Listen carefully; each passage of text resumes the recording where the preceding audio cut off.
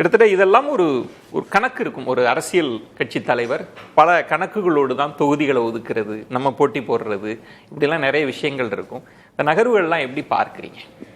எடப்பாடி பழனிசாமி அவர்கள் ஒரு டஃப் பார்கெய்னர் அப்படின்னு ஆரம்பத்திலிருந்தே பாரதிய ஜனதா கட்சி தரப்பிலிருந்து, அதாவது 2019 தேர்தலிலிருந்து தொடர்ந்து அது சொல்லப்படுது. அது உண்மைதான் அப்படின்றத இன்னைக்கு இந்த தொகுதி பங்கீடு ரொம்ப தெளிவாகவே காட்டுது. கூட்டணி கட்சிகளுக்கு ஒதுக்கப்பட்டிருக்கக்கூடிய தொகுதிகள் பெரும்பாலும், அதாவது அதிமுகவுக்கு லாபம் கொடுக்கக்கூடியது கூட்டணி கட்சிகளுக்கு லாபம் கொடுக்கக்கூடியதா இல்லையா அப்படின்னா அது கேள்விக்குறிதான். பெரும்பாலும் சிட்டிங் மினிஸ்டர்ஸ் இருக்கக்கூடிய தொகுதிகள் எல்லாமே கூட்டணி கட்சிகளுக்கு போயிடுச்சு. குன்னம் சிவசங்கர் அது ஐஜேகே கிட்ட கொடுத்துருக்காங்க. ராசிபுரம் பிஜேபி கொடுக்கப்பட்டிருக்கு. பெரும்பாலும் சிட்டிங் மினிஸ்டர்ஸ் இருக்க தொகுதிகள் எல்லாமே பிஜேபி, அமமுக, பாமகவுக்கு கொடுக்கப்பட்டிருக்கிறது. ஆனால் பாமகவுக்கு ஓரளவு வெற்றி பெறக்கூடிய தொகுதிகள் அல்லது பாமக செல்வாக்காக இருக்கக்கூடிய தொகுதிகள் பாமகவுக்கு கொடுக்கப்பட்டிருக்கிறது. ஆனால் பிஜேபிக்கு அதிமுகவினுடைய செல்வாக்கு பிஜேபிக்கு ரொம்ப முக்கியம் அப்படின்னாலும் இன்னைக்கு வந்திருக்க இந்த லிஸ்ட்ல ஒரு நிமிஷம் அதுல சில தொகுதிகளை மட்டும் குறிப்பிட்டு பேசணும்னு பார்க்க. பாரதிய ஜனதா கட்சிக்கு மயிலாப்பூர், தளி, மொடக்குறிச்சி ஏற்கனவே பிஜேபி கிட்ட இருக்க தொகுதி. ஆனா இந்த முறை அவங்களுக்கு அது அவ்வளவு சுலபமா இருக்காது. ஏன்னா லாஸ்ட் டைம் அங்க சுப்புலட்சுமி ஜெகதீசன் போட்டிடுறாங்க திமுகவுல இருந்து. அமமுக ஒரு 1500 வாக்கு தான் வாங்குறாங்க. சுப்புலட்சுமி ஜெகதீசன் கிட்டத்தட்ட இவங்களுக்கு சரஸ்வதிக்கும் அவங்களுக்கும் ஒரு 1500 ஓட்டு தான் வித்தியாசமே. இந்த முறை பிஜேபிக்கு ஏடிஎம்கே ஒர்க் பண்ணுவாங்களா, அவ்வளவு ஈஸியா இருக்குமான்னு தெரியாது. ஏன்னா இப்போ திரும்பவும் சரஸ்வதி கண்டெஸ்ட் பண்ணுவாங்களான்றது குவெஸ்டின் தான். அடுத்தது உதகமண்டலம், அவினாசி, திருப்பூர் தெற்கு, கோயம்புத்தூர் வடக்கு அவங்க வானதி ஸ்ரீனிவாசன் சவுத்துல இருந்து நார்த்துக்கு போறாங்க, மாறுறாங்க. ஏற்கனவே அவங்க அங்க வேலைகள் எல்லாம் தொடங்கிட்டாங்க. கோயம்புத்தூர் வடக்குல ஏற்கனவே அம்மன் அர்ஜுனன் தான் அதிமுக எம்எல்ஏ, அவர் சவுத்துக்கு திரும்ப வந்துடுறாரு. அதே மாதிரி கந்தர்வக்கோட்டை, புதுக்கோட்டை மாவட்டத்துல, அதாவது 3 தொகுதி வாங்கியிருக்காங்க. புதுக்கோட்டை மாவட்டத்துல அறந்தாங்கியும் இருக்கு, 3 தொகுதி இருக்கு. அறந்தாங்கி, புதுக்கோட்டை, திருப்பத்தூர், அறந்தாங்கி, மதுரை மேற்கு, சாத்தூர் நயினார் நாகேந்திரன் போட்டியிட போறார். திருச்செந்தூர் அவங்க கோயில் உள்ள நகரங்கள் இருக்கக்கூடிய தொகுதிகள் கேட்டாங்க. அதுல ஒண்ணு திருச்செந்தூர், இன்னொன்னு திருவண்ணாமலை பிஜேபியால ஜெயிக்க முடியுமா? ஏவாவேலுவுக்கு எதிராக எனக்கு தெரியல. வாசுதேவநல்லூர், ராதாபுரம் அப்பாவு தொகுதி. கிட்டத்தட்ட 14 சிட்டிங் மினிஸ்டர்ஸ் பிளஸ் ஸ்பீக்கர் தொகுதி. இதை கூட்டணி கட்சிகளுக்கு கொடுத்துட்டாப்புல எடப்பாடி பழனிசாமி அவர்கள். இது அதிமுக தலைவரா அவர் சரியான அல்லது அதிமுகவுக்கு சாதகமான வியூகத்தை எடுத்திருக்கிறார்.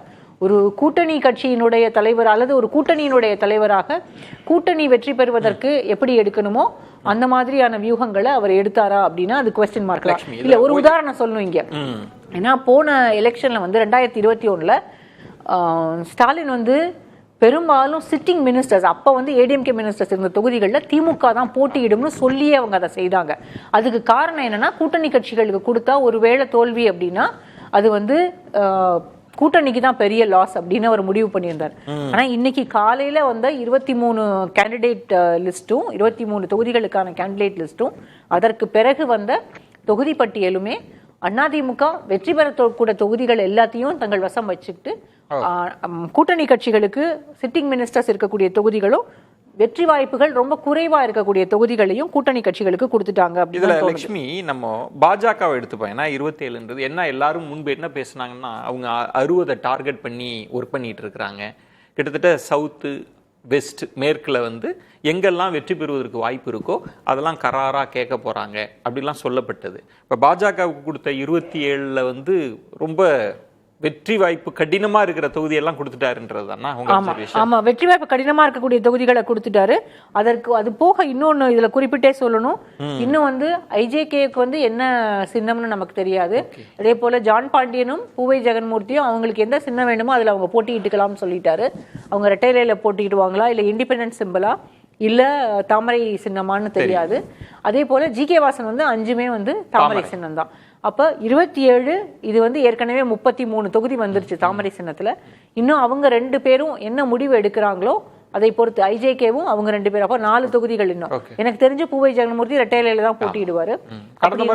ஆமா, ஜான் பாண்டியன் வந்து இண்டிபெண்டன்ட் சிம்பலா இல்ல தாமரையான்னு பார்க்கும்போது கிட்டத்தட்ட 36, ஒருவேளை ஜான் பாண்டியனும் தாமரை சின்னம் அப்படின்னு முடிவு பண்ணா கிட்டத்தட்ட 35 இருந்து 36 தொகுதிகள் வந்து தாமரை சின்னத்துல போட்டியிடுற மாதிரி ஆயிரும். இது நீங்க வந்து பிஜேபி தோல்விக்கான தொகுதிகளே இல்ல வந்து பிஜேபி வெற்றி வாய்ப்புகள் குறைவான தொகுதிகள்னு நீங்க முடிவு பண்ணீங்கன்னாலும் பிஜேபியினுடைய ஓட் ஷேர் வந்து இன்க்ரீஸ் ஆயிடுது. ஏன்னா உங்களுக்கு நம்பர் ஆஃப் கான்ஸ்டிடுவன்சிஸ் இப்ப அதிகம். நம்ம 60, 70 எல்லாம் பேசணும், அது வேற. நீங்க எல்லா கூட்டணி கட்சிகள் மொத்தமா இப்ப சேர்த்து பாத்தீங்கன்னா 169 தொகுதி தான் அதிமுக போட்டியிடக்கூடிய தொகுதிகள். அப்ப கிட்டத்தட்ட 60 தொகுதிகள் வெளியில போயிருச்சு. இது வந்து கூட்டணி கட்சிகளுக்கு கொடுக்கதான் வேணும். அமமுகவுக்கு கொடுத்திருக்கக்கூடிய தொகுதிகளுமே பெரும்பாலான தொகுதிகள் அமமுகவுக்கு வெற்றி வாய்ப்பு இல்லாத தொகுதிகள் தான். பெரியகுளம், மன்னார்குடி வந்து டிஆர்பி ராஜாவுக்கு எதிராக ரொம்ப திருப்தியா இருந்தது, கேட்டதை கொடுத்துட்டாங்கன்னு சொன்னாங்களே. அது அவர் சொன்னாரு, ஏன் சொன்னாருன்னு எனக்கு தெரியல. திருவையாறு, காரைக்குடி வந்து தேர்போகி பாண்டி அவருக்கு வந்து செல்வாக்கு இருக்கு. ஆனா இப்ப வந்து அங்க கான்டெஸ்ட் வந்து கொஞ்சம் டஃப்பா இருக்கும். ஏன்னா சீமான் டிவிகேயோட அந்த டாக்டர் பிரபுன்றவர் அங்க ஒர்க் பண்ணிட்டே இருக்காரு. அது போக வந்து காங்கிரஸ்னுடைய சிட்டிங் எம்எல்ஏ இருக்கக்கூடிய தொகுதி. இது எல்லாமே கொஞ்சம் ஒன்னொன்னும் ரொம்ப சிக்கலான தொகுதிகளா, வெற்றி வாய்ப்பு குறைவான தொகுதிகளாக தான் இருக்கும். உங்க அப்சர்வேஷன்ல வந்து அதிமுகவின் நலனை முன்னிலைப்படுத்தி இருக்கிறார். அந்த வெற்றி வாய்ப்பு உள்ள தொகுதியெல்லாம் தக்க வச்சுட்டு ரொம்ப டஃபா இருக்கிறதெல்லாம் ஒதுக்கப்பட்டிருக்கு கூட்டணி கட்சி.